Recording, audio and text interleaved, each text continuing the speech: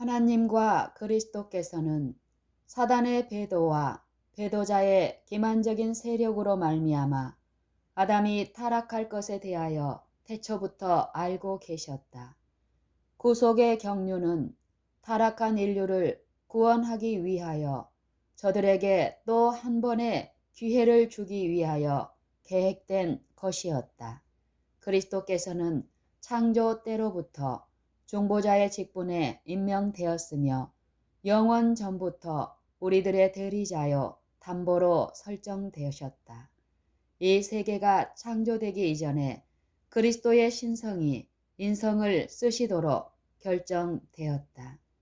그리스도께서는 나를 위하여 한 몸을 예비하셨도다 라고 말씀하셨다. 히브리서 10장 5절. 그러나 주님께서는 때가 차서 만료되기까지는 인간의 형체로 오시지 않으셨다. 그 후 때가 이르러서 주님께서는 베들레헴의 갓난아기로 우리 세상에 오셨다.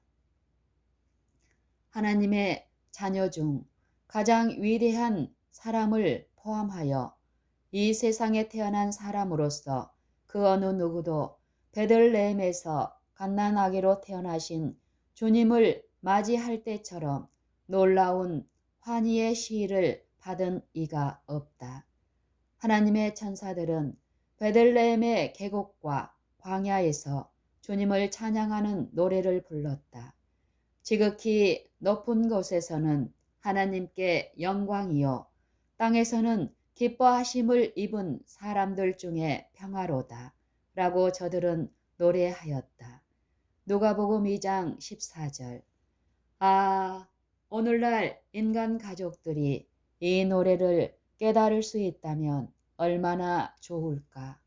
그때 선포된 선언과 그때 음유를 타고 시작된 노래는 세상 끝날까지 울려 퍼질 것이며 땅끝까지 전파될 것이다. 그리스도의 탄생은 하나님께 영광이요 땅에서는 기뻐하심을 입은 사람들 중에 평화이다. 평화이다. 의의 태양이 치료하는 광선을 발할 때 베들레헴의 계곡에서 시작된 그 노래는 많은 물소리와 같은 허다한 무리의 음성으로 메아리쳐 할렐루야 주 우리 하나님 곧 전능하신 이가 통치하시도다 라고 외칠 것이다. 계시록 19장 6절.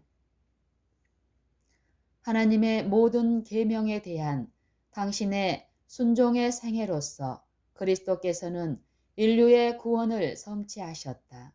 구속 사업은 당신의 본체를 버리시고 다른 형체를 취하심으로 이루어진 것이 아니라 당신 자신의 본체에 인성을 쓰심으로 이루어진 것이다. 이처럼 그리스도께서는 당신의 본체에서 나온 한 실체를 인성에게 주셨다. 그리스도 안에 인성을 이루며 타락한 인류를 신성과 하나가 되게 하는 것이 구속 사업이다. 그리스도께서는 인류가 마치 그리스도께서 하늘 아버지와 하나이신 것처럼 당신과 하나가 될 수 있고 하나님께서 당신의 독생자를 사랑하신 것처럼 인간을 사랑할 수 있으며 거룩한 성품의 참여자들이 될 수 있고 주님 안에서 온전하게 되도록 하기 위하여 인성을 쓰셨다. 하나님의 독생자에게서 기인하신 성령께서는 인간의 몸과 혼과 영을 그리스도의 완전하신 신인 성에 붙들어 매신다. 하나님의 독생자에게서 기인하신 성령께서는 인간의 몸과 혼과 영을 그리스도의 완전하신 신인성에 붙들어 매신다. 이 연합은 포도나무와 그 가지가 붙어 있는 것으로 상징되었다. 유한한 인간이 그리스도의 인격에 연결된다. 믿음을 통하여 인성이 그리스도의 본성에 흡수된다. 우리는 그리스도 안에서 하나님과 하나가 된다. 인간이 타락한 후에 사단은 인류가 하나님의 율법을 지킬 수 없다는 사실이 입증되었다고 선언하였으며 그는 이 신념을 온 우주에 전달하려고 노력하였다. 사단의 말들은 사실인 것처럼 들렸으며 그리스도께서는 기만자의 정체를 폭로하기 위하여 오셨다. 천국의 대주제이신 주님께서는 인간의 사건을 책임지셨으며 인간이 소유할 수 있는 동일한 조건들을 가지시고 인간이 반드시 극복해야 하는 사단의 시험들을 이기셨다. 이렇게 하는 것이 타락한 인간이 거룩한 성품의 참여자가 되는 유일한 방법이었다. 그리스도께서는 인성을 취하심으로 인간의 시련과 슬픔 및 인간이 당해야 할 모든 시험들을 이해할 수 있게 되셨다. 죄에 대하여 낯설은 천사들은 특이한 시련 가운데 있는 인간을 동정할 수 없었다. 그리스도께서는 인성을 쓰시기 위하여 자신을 낮추셨으며 모든 일에 우리와 한결같이 시험을 받으심으로 시험을 받게 될 모든 영혼들을 도울 수 있는 방법을 알 수 있게 되셨다. 그리스도께서는 인성을 취하심으로 모든 인간의 일부를 취하셨다. 주님께서는 인류의 머리가 되셨다. 신성과 인성을 취하신 존재로서 당신의 긴 인간의 팔로 온 인류를 감쌀 수 있으셨으며 동시에 당신의 거룩한 팔로 무한하신 분의 보좌를 붙잡을 수 있으셨다. 천국이 이 광경을 바라보았을 때 과연 어떠했을까? 죄와 부정을 추호도 알지 못하신 그리스도께서 타락한 상태에 놓여 있는 인성을 쓰셨다. 이것은 유한한 인간으로서 도저히 이해할 수 없는 굴욕이었다. 하나님께서는 육신으로 나타나셨으며 당신 자신을 스스로 낮추셨다. 이 얼마나 깊고도 진지한 사색과 명상을 요하는 문제인가. 무한히 위대하신 주님께서는 천국의 대주제이셨으나 당신의 위엄과 영광을 추호도 상실하지 않으신 채 자신을 낮게 굽히셨다는 것은 얼마나 놀라운 사실인가. 주님께서는 인간들 사이에서 궁핍을 맛보시고 가장 심한 굴욕을 당하시기까지 자신을 굽히셨다. 주님의 가난하심을 인하여 우리로 부욕해 하시려고 주님께서는 우리를 위하여 가난하게 되셨다. 주님께서는 여우도 굴이 있고 공중의 새도 거처가 있으되 오직 인자는 머리 둘 곳이 없다고 말씀하셨다. 마태복음 8장 20절. 그리스도께서는 모욕, 조롱, 멸시 및 조소를 감수하셨다. 또한 주님께서는 사랑과 선하심과 자비로 충만한 당신의 기별을 허위 진술하며 악용하는 말을 들으셨다. 주님께서는 당신의 거룩하신 아들이심을 스스로 증거하셨다고 해서 당신을 가리켜 귀신의 왕 바알세불이라고 부르는 말을 들으셨다. 주님의 탄생은 초자연적인 것이었으나 신령한 사물에 대하여 눈이 어두워진 당신의 친백성들은 그것을 오점과 흠으로 여겼다. 주님께서 맛보지 않으신 인간의 쓰라린 슬픔이란 단 한 점도 없었으며 주님께서 견디지 않으신 인간의 저주란 단 한 부분도 없었는데 이는 주님께서 하나님께 많은 아들들과 딸들을 인도할 수 있기 위함이었다. 타락한 인류를 영원한 멸망에서 구원하기 위하여 예수님께서 슬픔의 인간으로 이 땅에 계셨고 비애를 맛보셨으며 당신의 천국 가정을 떠나셨다는 사실은 우리의 모든 교만을 묻어버리게 하고 우리의 모든 허영심을 부끄럽게 하며 자부심에 대한 우리의 죄를 드러내고도 남음이 있어야 할 것이다. 죄인들의 결핍, 시련, 비애 및 고통을 당신 자신의 것으로 삼으신 주님을 바라보라. 죄의 결과로 말미암아 하나님께서 이러한 고난을 받으시고 영혼의 상처를 입으셨다는 것을 우리 마음에 깊은 교훈으로 받아들일 수 없을까?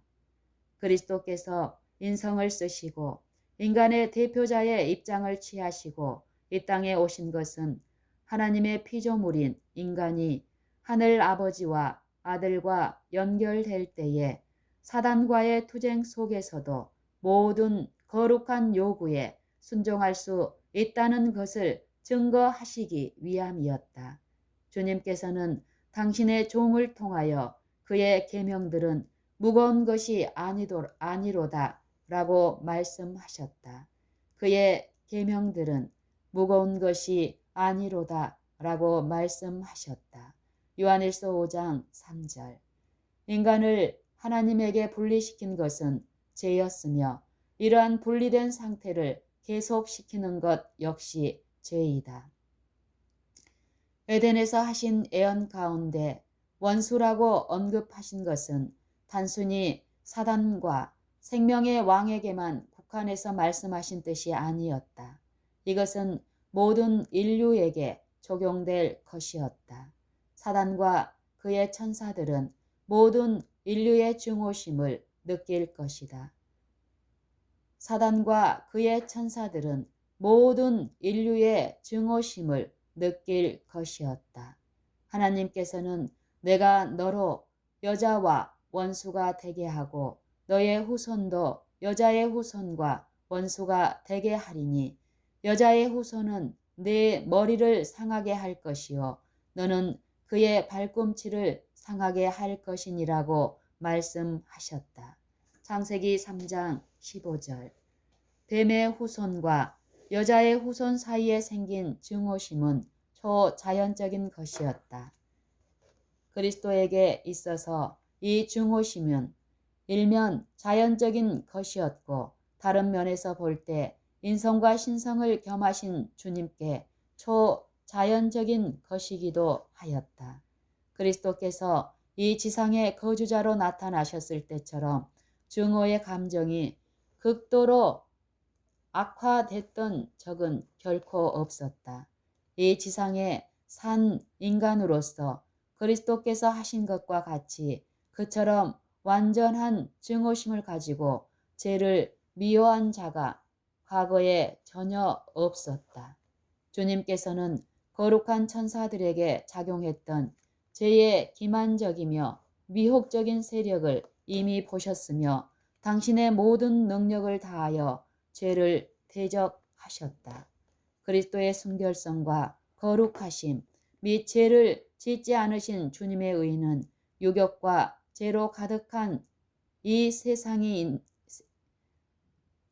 그리스도의 순결성과 거룩하심 및 죄를 짓지 않으신 주님의 의는 유격과 죄로 가득 찬 이 세상에 있는 모든 죄들에 대하여 영속적인 견책이 되었다. 주님의 생애 가운데 나타난 진리의 빛은 사단이 세상을 감싸고 있는 도덕적인 암흑 속에서 밝은 빛을 비추었다. 그리스도께서는 사단의 거짓됨과 기만적인 성품을 노출시켰으며 많은 영혼들의 심령 가운데 있는 부패케 하는 가마력을 진멸하셨다. 사단이 그처럼 극렬한 증오심으로 발악한 원인은 바로 이러한 이유 때문이었다. 사단은 그의 타락한 무리들을 거느리고 가장 치열한 전쟁을 벌이기로 결심하였는데 이는 하늘 아버지의 완전하신 대표자이시며 당신의 품성에 이는 하늘 아버지의 완전하신 대표자이시며 당신의 품성과 실행으로서 하나님에 대한 사단의 오전을 논박하신 주님께서 세상에 계셨기 때문이었다. 사단이 그처럼 극렬한 증오심으로 발악한 원인은 바로 이러한 이유 때문이었다. 사단은 그의 타락한 무리들을 거느리고 가장 치열한 전쟁을 버리기로 결심하였는데 이는 하늘 아버지의 완전하신 대표자이시며 당신의 품성과 실행으로서 하나님에 대한 사단의 오전을 논박하신 주님께서 세상에 계셨기 때문이었다. 사단은 자신이 소유하고 있는 속성을 마치 하나님의 속성처럼 비난하였다. 그러나 지금 사단은 그리스도 안에서 아무도 멸망받지 않고 회개함으로 당신께 나오는 모든 자들이 영생하기를 바라시는 동정과 자비심이 많으신 하늘 아버지의 품성을 나타내신 하나님을 보았다. 그러나 사단은 그리스도 안에서 아무도 멸망받지 않고 회개함으로 당신께 나오는 모든 자들이 영생하기를 바라시는 동정과 자비심이 많으신 하늘 아버지의 품성을 나타내신 하나님을 보았다. 극도에 세속하는 사단의 가장 성공적인 유혹들 중에 하나였다. 사단은 인간의 마음과 정신이 세속적인 매력에 이끌려 하늘들을 생각할 여지가 없도록 계획하고 있다. 극도에 세속하는 사단의 가장 성공적인 유혹들 중에 하나였다. 사단은 인간의 마음과 정신이 세속적인 매력에 이끌려 하늘의 사물들을 생각할 여지가 없도록 계획하고 있다. 사단은 세상을 사랑하는 자들의 정신을 지배한다. 세속적인 사물들은 하늘의 사물들을 어둡게 하고 저들의 안목과 지식에서 주님을 내쫓는다. 참된 것 대신에 거짓 이론들과 거짓 신들을 섬기고 있다. 사람들은 세상의 화려한 광채와 장식에 완전히 매혹되고 있다. 저들은 세속적인 사물에 너무나 밀착되어 인간의 세속적인 이득을 얻기 위하여서도 어떤 죄라도 지을 것이다. 사단은 바로 이런 점을 가지고 그리스도를 정복하려고 하였다. 그는 인성을 쓰신 주님을 쉽사리 이길 수 있으리라고 생각하였다. 마귀가 또 그를 데리고 지극히 높은 산으로 가서 천하 만국과 그 영광을 보여 가로되 만일 내게 엎드려 경배하면 이 모든 것을 내게 주리라 고 하였다. 마태복음 4장 8절 9절. 그러나 그리스도께서는 동요되지 않으셨다. 주님께서는 이 유혹이 얼마나 강하다는 것을 느끼셨으나 우리를 위하여 그 시험과 싸워 이기셨다. 그러나 주님께서는 인간이 마땅히 사용할 수 있는 무기, 곧 강한 권고의 힘이 되시는 당신의 말씀인 기록하였으되 만을 사용하셨다. 율법의 명예가 옹호되고 있을 때 하늘의 천사들은 타락하지 않은 세계의 거민들은 율법의 명예가 옹호되고 있을 때 하늘의 천사들과 타락하지 않은 세계의 거민들은 실로 열렬한 관심을 가지고 이 투쟁을 주목하였다. 단순히 이 인간 세계만을 위하여서가 아니라 온 우주를 위해서 이 쟁투는 영원히 판가름 나야만 하였다. 흑암의 동맹 세력도 신인성을 쓰신 인간의 대리자이신 주님을 정복하고 배도자로 승리했다. 이 세상과 이 세상의 주민들은 영원히 나의 왕국에 속한 것이 되었다 라고 외칠 수 있는 기회를 엿보기 위하여 살피고 있었다. 흑암의 동맹 세력도 신인성을 쓰신 인간의 대리자이신 주님을 정복하고 배도자로 승리했다. 이 세상과 이 세상의 주민들은 영원히 나의 왕국에 속한 것이 되었다 라고 외칠 수 있는 기회를 엿보기 위하여 살피고 있었다. 그러나 사단은 발꿈치 밖에는 상하지 못하였고 머리에는 미치지 못하였다. 그리스도께서 돌아가셨을 때 사단은 자신이 패배한 것을 깨달았다. 그는 자신의 참된 성격이 온 하늘에 드러난 것과 하나님께서 창조하신 하늘의 존재자들과 세계들이 하나님 편에 서게 되리라는 것을 알았다. 따라서 그는 저들에게 미칠 수 있는 자신의 영향력에 장래 전망이 완전히 막힌 것을 보았다.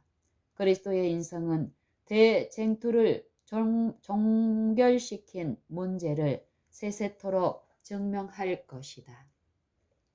그리스도의 인성은 대쟁투를 종결시킨 문제를 세세토록 증명할 것이다.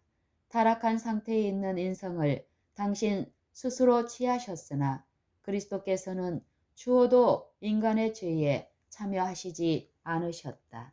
주님께서 인간을 에워싼 연약함과 약점을 맛보실 수밖에 없었던 것은 선지자 이사야로 하신 말씀에 우리 연약한 것을 친히 담당하시고 병을 짊어지셨도다 함을 이루려고 하심 때문이었다. 마태복음 8장 17절. 선지자 이사야로 하신 말씀에 우리 연약한 것을 친히 담당하시고 병을 짊어지셨도다 함을 이루려고 하심 때문이었다. 주님께서는 연약한 우리의 사정을 몰라주시는 분이 아니라 우리와 마찬가지로 모든 일에 유혹을 받으신 분이셨다. 그러나 그분께서는 죄를 아시지 못하였고 흠없고 점이 없는 하나님의 어린 양이셨다. 베드로전서 1장 19절. 만약 사단이 그리스도로 가장 작은 죄 하나라도 범하도록 유혹할 수 있었다면 그는 구세주의 머리를 상하게 할 수 있었을 것이다. 그러나 먼저 말했듯이 그는 주님의 발꿈치를 상하였을 뿐이다. 만약 그리스도의 머리를 상하게 할 수 있었다면 인류의 소망은 완전히 사라졌을 것이다. 하나님의 진노는 아담에게 이른 것 같이 그리스도에게도 임하였을 것이다. 따라서 그리스도와 교회는 완전히 소망을 잃었을 것이다. 우리는 그리스도의 인성의 완전한 죄 없으심에 관하여 의혹을 품어서는 안 된다. 우리의 신앙은 지적인 신앙이어야 하며 대속 제물이신 주님께 대한 완전한 신뢰심과 전적인 신앙을 가지고 예수님을 바라보아야 한다.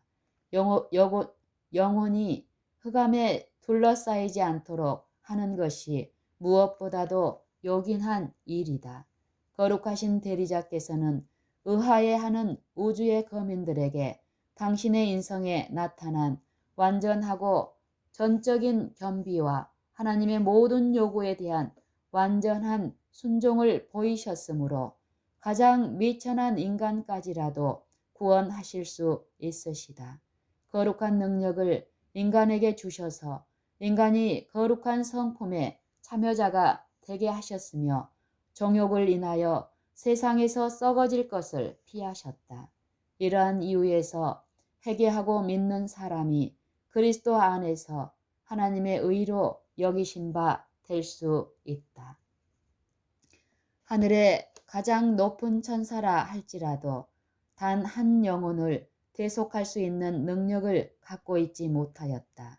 그룹 천사들과 스랍 천사들은 다만 하나님의 피조물로서 창조주께서 주신 영광을 가지고 있었을 뿐이며 인간을 하나님께 화목시키는 일은 오직 하나님과 동등하셨고 인간을 고귀하게 하는 속성을 소유하셨으며 인간을 대신하여 나선 무한하신 하나님이라 일컬을 수 있고 타락한 세계에 하나님을 증거할 수 있는 중보자를 통하여서만 성취할 수 있었다. 인간의 대리자로 담보가 되려면 인성을 가져야만 하고 대표할 인간 가족과의 연결이 있어야 하고 따라서 하나님의 대사로서 거룩한 품성을 가지고 세상에 하나님을 나타내기 위하여 무한하신 분과의 연결을 가져야 하며 하나님과 인간 사이에 중보자가 되어야 한다. 이러한 자격들은 오직 그리스도에게서만 찾을 수 있다. 당신의 신성에 인성을 온 입히신 주님께서는 인간의 아들과 하나님의 아들로 이 땅 위에 오셨다. 주님께서는 인류를 위한 담보물이었고 하나님의 대사였는데 인류를 위한 담보물이라고 한 것은 당신의 의로서 인류를 대신하여 율법의 요구를 만족시킨다는 뜻이며 하나님의 대사라고 한 것은 타락한 인류에게 하나님의 품성을 나타내기 위하여 하나님의 대리자가 되셨다는 뜻이다. 이러한 자격들은 오직 그리스도에게서만 찾을 수 있다. 당신의 신성에 인성을 온 입히신 주님께서는 인간의 아들과 하나님의 아들로 이 땅 위에 오셨다. 주님께서는 인류를 위한 담보물이었고 하나님의 대사였는데 인류를 위한 담보물이라고 한 것은 당신의 의로서 인류를 대신하여 율법의 요구를 만족시킨다는 뜻이며 하나님의 대사라고 한 것은 타락한 인류에게 하나님의 품성을 나타내기 위하여 하나님의 대리자가 되셨다는 뜻이다. 이 세상의 구세주께서는 인류를 당신께로 이끄시며 저들의 공포심을 가라앉히며 저들의 어두운 감정을 몰아내시고 소망과 용기를 북돋아주며 저들로 하나님께서 거룩한 대리자의 공로를 통하여 기꺼이 저들을 받으실 것을 믿게 할 수 있는 능력을 갖고 계시다. 이 세상의 구세주께서는 인류를 당신께로 이끄시며 저들의 공포심을 가라앉히며 저들의 어두운 감정을 몰아내시고 소망과 용기를 북돋아 주며 저들로 하나님께서 거룩한 대리자의 공로를 통하여 기꺼이 저들을 받으실 것을 믿게 할 수 있는 능력을 갖고 계시다. 하나님의 사랑에 대하여 충성하는 신하로서 우리는 중보자이시며 대언자이시고 간구자이신 그리스도께서 하늘 아버지 앞에서 인간을 대신하여 하늘 법정에서 탄원하고 계신 사실에 대하여 무한히 감사해야 할 것이다.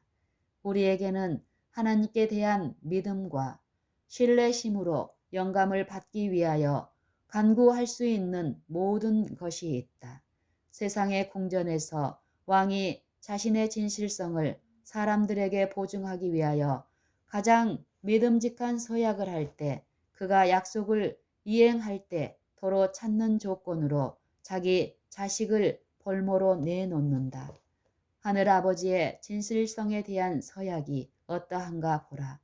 하나님께서 하늘 총회의 불변성을 보증하시기 위하여 당신의 독생자께서 인성을 쓰시고 이 세상에 오시도록 허락하셨으며 이 지상에서의 짧은 기간만이 아니라 하늘 법정에서도 인성으로 남아있게 하여 하나님의 진실성에 대한 영원한 서약의 표로 삼으셨다.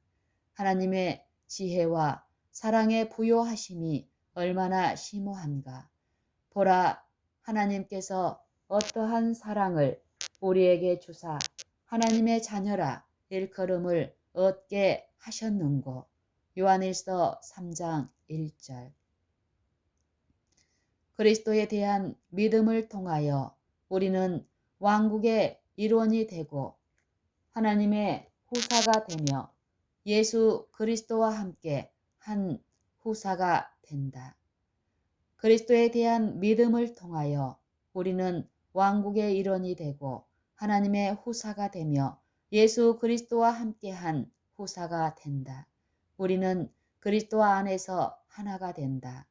우리가 갈바리의 광경을 바라보고 인성을 쓰신 순환자께서 인류를 대신하여 율법의 저주를 담당하신 것을 볼 때 모든 민족적인 차별과 모든 파벌의 차이는 말살될 것이며 모든 계급의 명예와 모든 계급 제도의 교만은 사라질 것이다. 하나님의 보좌에서 흘러나와 갈바리의 십자가에 비친 광명한 빛은 인간이 만들어 놓은 계급과 인종의 차별을 영원히 폐지할 것이다. 모든 계급의 사람들은 세속적인 세력을 통해서가 아니라 많은 아들과 딸들도 영광에 이르게 하기 위하여 예수님으로 빈곤한 생애와 빈궁한 생애와 고통과 굴욕과 수치와 고뇌의 죽음까지 맛보게 하신 하나님의 사랑을 통하여 한 가족의 일원이 되며 하늘 임금의 자녀가 된다. 하나님께서 높이 평가하시는 것은 어떤 지위나 유한한 지혜가 아니며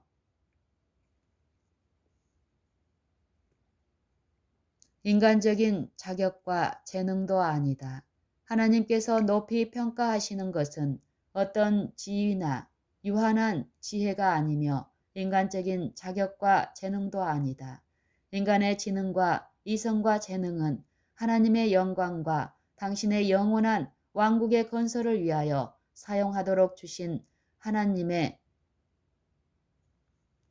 선물이다. 천국의 안목에서 볼 때 가치가 있는 것은 신령하고 도덕적인 성품이며 이러한 성품은 끝없는 영원한 세대를 위해서 사망의 권세를 이기고 불멸의 영광스러운 몸을 이루게 할 것이다. 인간이 그처럼 추앙하는 세상의 왕위가 아무리 높을지라도 그가 들어간 무덤에서 다시 밖으로 나오게 하지 못할 것이다. 대적 마귀의 목적을 섬긴 인간의 재물과 명예와 지혜는 앞으로 올 세상에서 저들에게 아무런 유업이나 명예나 책임있는 지위를 가져다 줄 수 없다.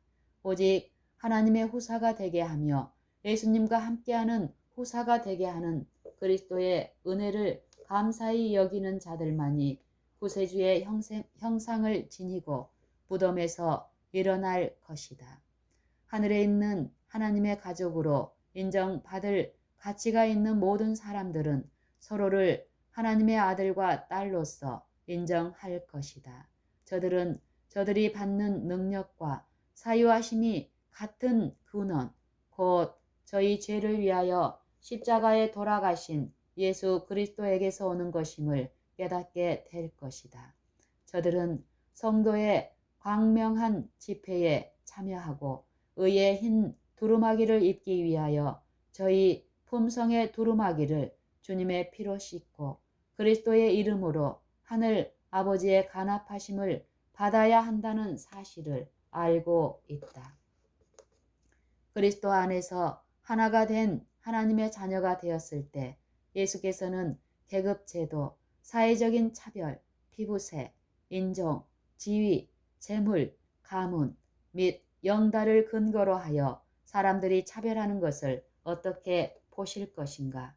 연합의 비결은 그리스도 안에 있는 신자들의 평등 사상에 있다. 모든 분열, 불화 및 차별의 근본 원인은 그리스도에게서 이탈되는 데 있다.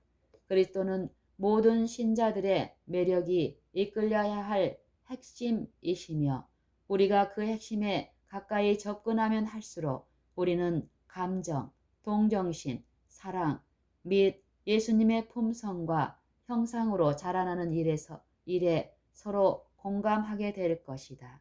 하나님께서는 차별 대우를 하시는 일이 없으시다. 예수님께서는 세속적인 허식의 무가치함을 아셨고 그러한 허식적인 과장에 대하여 전혀 관심을 보이지 않으셨다.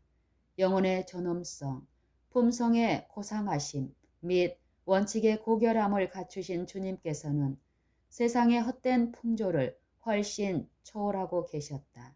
비록 선지자는 주님을 가리켜 그는 멸시를 받아서 사람에게 실어버린 바 되었으며 곤고를 많이 겪었으며 질고를 아는 자라고 묘사하였으나 주님께서는 세상의 고귀한 인물들 중에서도 가장 고귀하신 분으로 존경을 받을 수 있었을 것이다.